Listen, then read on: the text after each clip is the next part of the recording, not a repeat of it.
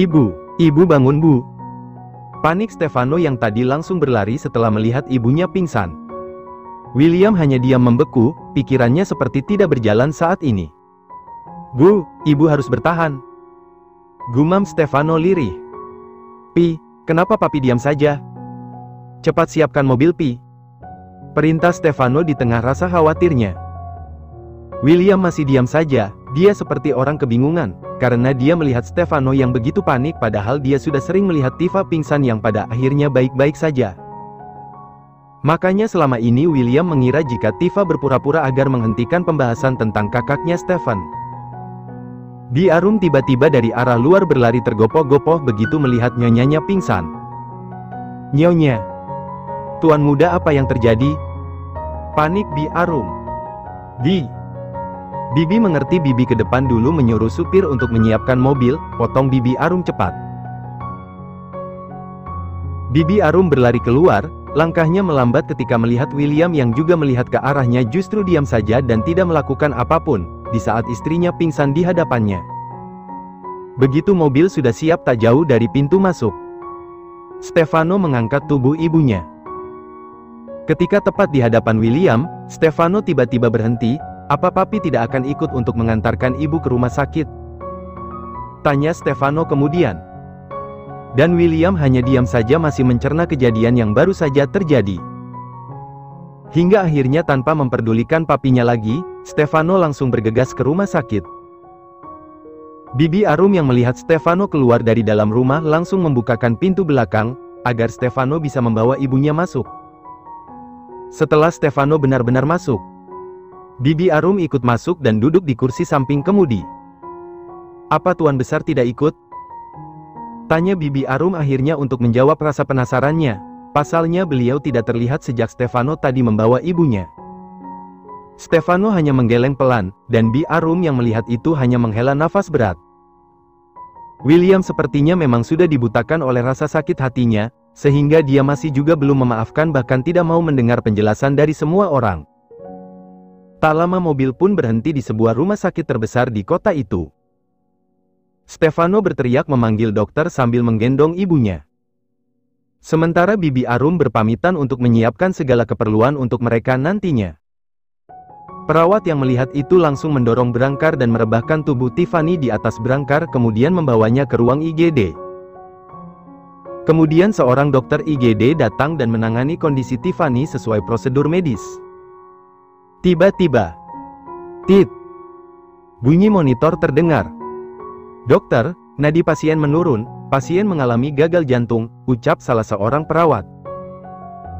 Kemudian dokter pun melakukan CPR terhadap pasien dan tak lama nadi kembali normal.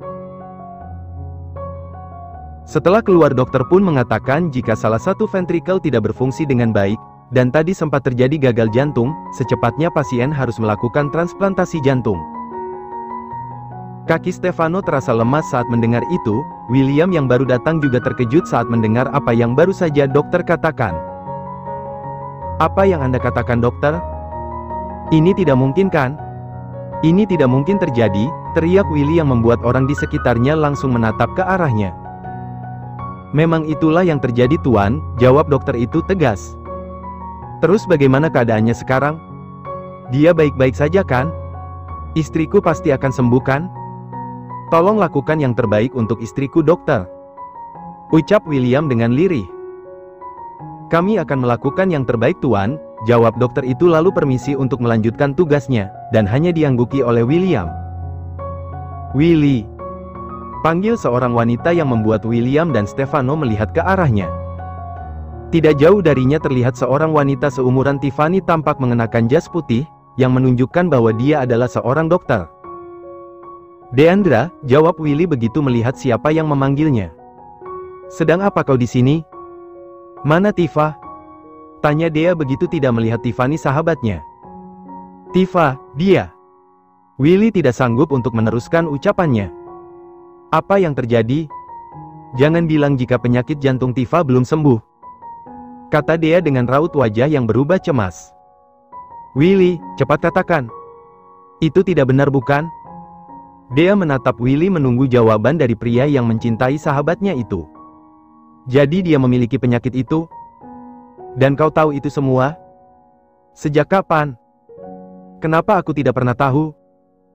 Kata Willy penuh penyesalan karena dia tidak tahu sama sekali tentang istrinya.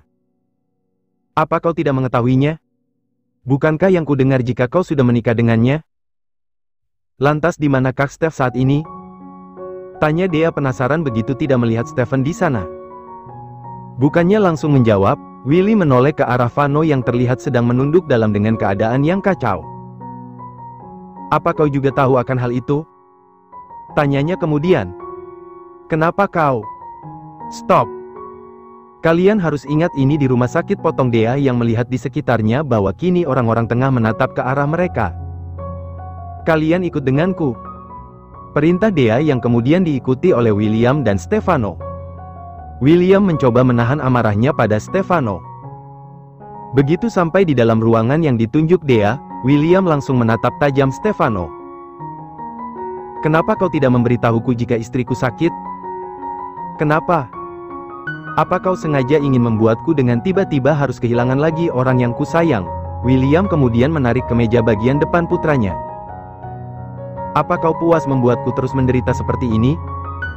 Kenapa aku harus membesarkan anak sepertimu? Marah William. Apa papi menyesal sudah membesarkanku? Lirih Stefano dengan tatapan sendu. Iya, aku menyesal membesarkan anak sepertimu, kata William tegas. Dea yang sejak tadi hanya menatap dan mendengar pertengkaran dua orang beda usia itu, kini mulai angkat bicara. Ada apa ini sebenarnya? Tanya Dea yang bingung dengan situasi ini. Tapi pertanyaannya tidak digubris sama sekali. Apa kalian akan terus seperti ini? Kalian tidak melihat jika Tifa sedang berjuang agar tetap hidup dan kalian justru sibuk berdebat seperti ini? Dan kau Willy, bukankah kau sudah jadi orang tua? Kau seorang ayah, harusnya kau lebih bijak menghadapi ini. Bukan malah kau sendiri yang menambah keadaan semakin kacau. Tidak bisakah kalian tidak berdebat seperti itu? Aku tidak tahu masalah apa yang sebenarnya terjadi. Tapi seharusnya kalian memikirkan kondisi Tiffany. Teriak Dea yang sudah tidak bisa menahan lagi melihat keduanya terus saja berdebat hal yang tidak penting di saat seperti ini, di saat sahabat baiknya sedang berjuang antara hidup dan mati. Keduanya terdiam, hingga perkataan William kembali menyulut amarah Dea yang tadi sempat lega karena mereka menghentikan perdebatannya. Ini semua gara-gara kau. Kehadiranmu di dunia ini menghancurkan segala hidup yang telah kurencanakan dengan indah. Kenapa kau harus hadir di tengah-tengah keluarga kami? Aku membencimu karena mata itu, mata yang mengingatkanku bahwa kakak kandungku berkhianat dengan kekasihku. Apa maksudmu berkata jika Kak Stephen dan Tiffany mengkhianatimu, Willy? Ucap Dea marah sambil mengepalkan kedua tangannya. Kau tahu hatiku hancur ketika aku kembali ke negara ini dan mendengar jika Tifa sahabatmu menikah dengan kakak kandungku sendiri, kata William mengingat kesakitan yang dia rasakan saat itu. Dan yang lebih menyakitkan lagi, mereka mempunyai seorang anak laki-laki yang sangat jelas menunjukkan jika dia memang putra kakakku dan dialah anak mereka. William menunjuk Stefano yang kini hanya bisa diam menunduk. Bagaimana jika kau jadi aku dan merasakan itu semua? Kau pasti juga akan membenci anak itu, apalagi jika melihat mata itu, mata yang sama seperti milik Kak Stephen? Tanyanya pada Dea yang tangannya kini sudah gemetar. Dia adalah anak hasil perselingkuhan mereka berdua. Tiba-tiba saja tangan Dea mendarat mulus di pipi William yang seketika membuat William terdiam dan menatap tajam Dea. Apa yang kau lakukan? Kenapa kau menamparku? Marah William begitu dengan tiba-tiba dirinya mendapat tamparan yang cukup keras. Apa maksudmu berkata jika Tifa dan Kak Steph berselingkuh? Mereka tidak pernah melakukan itu, Willy. Dea mengatakan itu dengan amarah yang meluap-luap. Kau tidak tahu apa-apa, Dea. Aku yakin kau pasti mencoba membela sahabatmu. Aku berkata seperti itu untuk membela Tifa, katamu. Dea lalu tersenyum sinis. Aku mengatakan itu karena aku benar-benar tahu. Justru sepertinya kamu yang tidak tahu apa-apa tentang kekasihmu, jadi hanya sebesar itu rasa cintamu sampai kau meragukan rasa cinta kekasihmu. Kau bahkan tidak mempercayainya. Ah! Dea mengacak rambutnya kasar. Kenapa Tifa masih saja mencintai orang sepertimu? Kenapa dia tidak membuka hatinya pada Kak Stef? Walaupun Kak Stef tidak memiliki rasa cinta padanya, setidaknya Kak Stef tulus menjaganya. Dan Kak Stef memperlakukan dirinya dengan baik, tidak seperti seseorang yang selalu mengakui mencintainya tapi tanpa sadar dia terus membuatnya terluka dengan tidak mempercayainya. Tambah Dea lagi menyindir William. Dea kemudian duduk di sofa yang ada di ruangannya, pandangannya menerawang jauh saat kejadian itu. Kau tahu Willy betapa menderitanya dia saat itu? Aku yakin kau mengingat dengan jelas jika kau pernah melakukannya dengan Tifa, dan Tifa mengaku padaku jika kalian melakukan sebelum kamu menempuh pendidikanmu di luar negeri. Saat itu semuanya baik-baik saja, Tifa masih bisa tersenyum, masih sering bercerita padaku walaupun kalian berjauhan, tapi hubungan kalian masih baik-baik saja. Bahkan dia bilang bahwa kamu akan melamarnya saat pulang nanti. Dea kemudian mengambil gelas yang berisi air putih yang ada di meja untuk membasahi tenggorokannya yang tiba-tiba terasa kering. William dan Stefano yang masih berdiri di situ, menunggu dengan sabar apa yang dikatakan Dea selanjutnya. Tapi semua berubah setelah 1 bulan kepergianmu. Tifa terlihat tidak baik-baik saja bahkan saat dia tengah mengikuti ujian akhir sekolah. Wajahnya pucat, hingga tiba-tiba setelah ujian Tifa kemudian tidak sadarkan diri. Aku dan guru yang mengawasi saat itu membawanya ke UKS dan memanggil dokter. Kau tahu dokter bilang apa saat itu? Dokter bilang Tifa tengah hamil. Kami semua begitu terkejut mendengar berita itu dan hanya bisa saling pandang, hingga tak lama Tifa pun sadarkan diri. Setelah diberitahu jika dirinya hamil dia juga sangat terkejut, dia menangis dan aku pun langsung menarik dirinya ke dalam pelukanku, air mata Dea kini turun sudah saat mengingat itu semua. Tifa kemudian menatap guru dan dokter yang ada di sana. Tiba-tiba Tifa bangun dari ranjang dan bersimpuh di depan mereka. Dia memohon untuk tidak mengatakan pada siapapun tentang kejadian saat itu. Aku yang melihat mereka diam saja, ikut bersimpuh dan memohon. Aku mengatakan jika sebentar lagi kami akan lulus dan akan menjamin bahwa kabar kehamilan Tifa tidak akan mencemarkan nama baik sekolah. Dea mengusap air mata di pipinya yang terus berjatuhan. Hingga akhirnya mereka pun setuju asal kami harus benar-benar merahasiakannya. Dan kami berhasil sampai acara perpisahan sekolah, tidak ada yang mengetahui kehamilan Tifa. Tapi pada suatu hari saat Tifa pulang ke rumahnya, ayah Tifa berdiri di depan pintu dan berkacak pinggang dengan raut wajah yang terlihat begitu marah. Dan benar saja saat di depan pintu, ayahnya menamparkan Tifa dengan keras begitu tahu tentang kehamilannya. Beliau menanyakan siapa pria itu tapi Tifa tidak pernah mengatakannya hingga Tifa diusir saat itu juga. Kau tahu Willy betapa menderitanya Tifa saat itu dan dia harus menjalani semuanya sendiri, kata Dea masih terus mengusap air matanya yang terus saja menetes sambil menatap kedua pria di depannya yang sama-sama saling menunduk. Tifa menghubungimu tapi kamu justru mematikan panggilan. Tifa berlari, aku mencoba mencegahnya tapi Tifa justru mendorongku hingga aku kehilangan jejaknya. Aku yang kebingungan akhirnya menelepon Kak Stefan dan menceritakan semuanya kepada Kak Stefan. Dan Kak Stefan langsung mencari Tifa, dan kau tahu saat Kak Stefan menemukan Tifa, dia hendak melompat dari jembatan, dia memutuskan untuk mengakhiri hidupnya. Kak Stefan menariknya untuk turun, dia mengatakan pada Tifa bahwa anaknya tidak bersalah dan Tifa tidak harus melakukan itu. Kak Stefan berjanji akan bertanggung jawab. Dan dia menepati janjinya. Sekarang aku tanya sama kamu kenapa kamu mematikan panggilan Tifa saat itu dan setelahnya bahkan nomormu tidak bisa dihubungi. Kau tahu betapa frustasinya Tifa saat itu? Dea bertanya sambil menatap Willy yang saat ini sudah meneteskan air matanya. Dan penderitaan Tifa tidak berakhir di situ. Seorang wanita datang menemui ibu Tifa. Dia bilang dia calon istri Kak Stefan, dan dia mengatakan pada ibu Tifa bahwa Tifa merebut Kak Stefan darinya dengan mencoba menggodanya sampai dia hamil. Dan itu membuat ibu Tifa terkena serangan jantung, beliau pingsan dan dilarikan ke rumah sakit. Beliau meneleponku ingin bertemu dengan Tifa dan menyuruh Tifa segera menikah dengan lelaki yang menghamilinya. Kak Stefan datang dan dengan lantang berkata bahwa dialah pelakunya dan dia akan bertanggung jawab atas apa yang dilakukannya. Tapi setelah menikah, ibu Tifa meninggal dan itu membuat ayah Tifa marah dan tidak menganggap lagi Tifa sebagai anaknya. Tifa benar-benar dicoret dari daftar keluarga. Apa setelah itu kau masih tidak percaya dengan Tifa? Kenapa kau seperti itu terhadap Tifa dan anak kandungmu sendiri? Stefano adalah anak kandungmu. Kak Stefan sengaja memberi nama itu berharap jika suatu saat nanti kau sudah kembali dan kalian akan berkumpul lagi, mereka akan tetap dekat seperti seorang anak dan ayahnya, karena nama mereka yang hampir mirip. Dia menghapus air matanya kasar. Dan harusnya kau berterima kasih pada Kak Stefan. Kak Stefan sudah merawat dan mendidik Stefano dengan baik, walaupun dia melakukan semuanya sendiri. Pagi dia harus kerja sampai sore dan sore dia akan menemani Stefano kecil sampai malam. Jika siang hari dia menyempatkan diri untuk pulang demi Stefano kecil yang sendirian hanya bersama Bibi Arum. Kau penasaran bukan kenapa Stefano hanya bersama Bibi Arum? Karena setelah melahirkan Tifa dinyatakan koma, dia koma selama kurang lebih 1 tahun. Dia dinyatakan dokter mempunyai penyakit jantung dan penyakit itu diketahui saat kandungannya berusia 3 bulan. Dokter waktu itu menyarankan Tifa untuk mempertahankan hidupnya, tapi dia lebih memilih mempertahankan anaknya.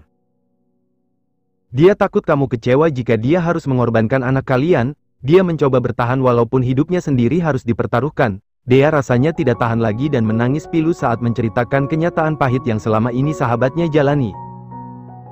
Dan ada lagi satu rahasia yang harus Anda tahu, Tuan. Kata seseorang yang tiba-tiba datang ke ruangan itu dengan wajah yang sembab. Jika Anda membenci Tuan Muda Stefano karena Anda pikir bahwa matanya mirip dengan Tuan Stefan, Anda harus tahu, bukan hanya mirip, karena mata itu memang milik Tuan Stefan. Waktu Tuan Muda masih kecil, Tuan Stefan pergi bersama Tuan Muda untuk membeli peralatan gambar. Tapi ada sebuah mobil yang menabrak mereka dan menyebabkan Tuan Muda kehilangan penglihatannya, sementara Tuan Stefan mengalami pendarahan yang cukup parah di kepalanya. Tuan Stefan mendonorkan matanya kepada Tuan Muda. Mata yang ada pada Tuan Muda adalah milik Tuan Stefan. Dia yang memegang gelas spontan menjatuhkan gelasnya hingga terdengar bunyi yang cukup nyaring. Apa Bi? Bisakah Bibi ulangi lagi? Kak Stefan sudah meninggal? Bibi tolong katakan dengan jelas. Tanya Dea yang terkejut mendengar kabar tentang Kak Stefan dari Bibi Arum. Ya, Bibi Arum lah yang tiba-tiba datang dan memberitahu lagi satu fakta yang mengejutkan bagi William dan Dea. Bibi Arum yang tadi hendak pulang melihat ponsel Stefano tertinggal di dalam mobil dan dia kembali masuk untuk memberikan ponsel itu. Tapi langkahnya terhenti ketika melihat seseorang yang dikenalnya sedang berbicara dengan Tuan Besar dan Tuan Mudanya. Kemudian tak lama mereka bertiga pergi meninggalkan tempat dan Bibi Arum pun mengikuti ketiganya, hingga sampailah mereka di suatu ruangan. Mereka masuk tapi pintu tidak ditutup dengan rapat sehingga Bibi Arum bisa mendengar pembicaraan ketiganya dari balik tembok. Tanpa terasa air mata Bibi Arum turun begitu saja saat mendengar seseorang yang dikenal sebagai sahabat Nyonya menceritakan semua kebenaran yang selama ini Tuan Besar tidak mempercayainya saat Nyonya Tifa hendak menceritakannya dan membuat Nyonya Tifa menyerah untuk tidak lagi menjelaskan. Setelah Bibi Arum mendengar sahabat Nyonyanya selesai bercerita, Bibi Arum pun merasa jika ini waktu yang tepat untuk mengatakan tentang Tuan William yang membenci mata Tuan Mudanya, karena mungkin Tuan William berpikir jika Tuan Muda memang anak Tuan Stefan karena mereka memiliki mata yang sama, tanpa Tuan William tahu alasan sebenarnya. Dan dengan mantap Bibi Arum langsung masuk dan mengatakan jika ada satu rahasia lagi yang perlu Tuan William tahu. William yang mendengar itu tiba-tiba tubuhnya merosot ke lantai. Dia benar-benar terkejut mendengar fakta yang baru saja terucap dari Bibi Arum. Kenapa Bi Arum tidak pernah mengatakan semua itu padaku? Kenapa Bi? Tangis. William. Tuan, bagaimana saya harus mengatakannya? Jika saat Nyonya bicara saja Anda tidak percaya, apalagi jika saya yang bukan siapa-siapa yang mengatakannya, Anda pasti akan lebih tidak percaya lagi, kata Bibi Arum lirih. Ah! Teriak Willy mengacak rambutnya kasar. Apa yang telah kau lakukan? Kau bodoh Willy, kau bodoh terus melukai istrimu. Ucap Willy pada dirinya sendiri. Stefano yang baru mendengar kenyataan bahwa Stefan bukan ayah kandungnya merasa begitu terkejut. Tangis Stefano kini mulai terdengar mengingat kembali tentang kecelakaan yang membuatnya kehilangan penglihatannya adalah karena ayah kandungnya sendiri. Stefano terlalu kecil saat itu sehingga ketika dia tiba di kediaman Anderson dan diminta untuk memanggil Willy Papi hanya menurut saja tanpa banyak bertanya. Yang ia tahu jika dia mempunyai ayah baru hingga dia memiliki 2 ayah. Willy kemudian menatap Stefano yang menangis. Dia menyeret langkahnya dan bersujud di kaki putranya. Maafkan Papi Vano, kamu pantas membenci Papi, akan tetapi Papi mohon maafkan kesalahan yang Papi perbuat selama ini. Papi menyesal, sungguh Papi sangat menyesal, ucap Willy memohon maaf pada putranya yang kini diam mematung. Dea dan Bibi Arum yang melihat itu ikut menangis. Pi, bangunlah Pi. Jangan seperti ini. Ayo sekarang Papi bangun, ucap Stefano yang membantu ayahnya berdiri dari posisinya saat ini. Maafkan Papi Vano. Papi janji akan menebus semuanya, Papi akan menebus semua yang Papi perbuat terhadapmu dan ibu. Papi janji Vano, tapi Papi mohon maafkan kesalahan Papi, Isaac William. Pi, Vano tidak pernah sedikit pun benci sama Papi. Bukankah Vano bilang jika Papi menyebut namaku saja aku sudah bahagia? Jadi Papi tidak perlu melakukan apapun untukku, aku juga sudah punya kehidupan sendiri. Yang perlu Papi lakukan adalah membahagiakan ibu, jangan sampai Vano lihat ibu menangis lagi. Bolehkah Papi memeluk putra Papi? Tolong izinkan Papi memelukmu walau hanya untuk satu kali saja, ucap William dengan tatapan memohon. Stefano mengangguk dan tersenyum kemudian merentangkan tangannya untuk memeluk sang ayah. Seorang wanita sedang berdiri di depan cermin besar yang ada di kamarnya, dia kemudian tertawa lepas. Tinggal menunggu kematianmu saja Tifa. Kenapa tidak langsung saja, kau hanya akan menderita jika harus menunggu waktunya tiba, ucap wanita itu sambil menatap foto yang ditempelkan di cermin itu ada 3 foto yang ditempelkan. Kalian harus membayar apa yang telah kalian lakukan padaku, kata wanita itu dengan tertawa lepas. Aku yang lebih dulu mencintainya, aku yang lebih dulu bertemu dengannya, bahkan orang tua kami meminta kami untuk menikah. Tapi kalian merebutnya dariku. Lihatlah sekarang. Aku harus kehilangannya, aku tidak bisa memilikinya dan itu semua karena kalian, marah wanita itu sambil menunjuk 2 foto yang tertempel pada cermin. Dan kau sudah ikut campur dalam urusanku, akan ku buat kau yang menanggung semuanya, tambah wanita itu. Hahaha, akulah yang akhirnya akan menang. Aku yang akan menang, ucap wanita itu sambil tertawa. Wanita itu berjalan menuju meja yang ada di samping ranjangnya mengambil sebuah figura yang terpajang di sana. Dia mengusap foto itu sambil tersenyum. Kak, lihatlah. Akulah yang paling hebat di antara mereka. Kau tahu kan Kak, aku mencintaimu, aku memiliki rasa padamu sejak kita masih kecil, kau baik padaku, kau selalu tersenyum padaku, bahkan kau selalu menjagaku di saat orang tuaku sibuk dengan dunianya. Aku mencintaimu sejak saat itu, saat kau membelaku di depan ayahku karena hasutan ibu tiriku, kau membawaku berlari dan mengajakku ke suatu tempat yang indah, dan kau menghiburku ketika aku menangis. Tapi semuanya berubah ketika kau mengenal gadis itu, tunjuknya pada seorang gadis di salah satu foto. Kau sudah tidak peduli padaku, kau hanya peduli padanya. Sampai saat aku mendengar ayah akan menjodohkanku denganmu aku bahagia, aku sangat bahagia Kak. Tapi kebahagiaanku hilang begitu saja saat kakak memutuskan perjodohan kami karena kakak akan menikah dengannya, tunjuknya pada foto yang lainnya. Bahkan kakak memohon padaku untuk melepaskan kakak, karena kakak harus bertanggung jawab padanya. Kau tahu Kak, hatiku hancur, sangat hancur. Kenapa Kak? Kenapa kau tidak pernah memilihku? Di antara banyak gadis yang kakak temui, kenapa kakak memilih mereka untuk menjadi kekasih dan istri kakak? Lihatlah sekarang akan aku tunjukkan pada kakak bahwa akulah yang terhebat di antara mereka, akulah pemenang sebenarnya, ucap wanita itu dengan senyuman.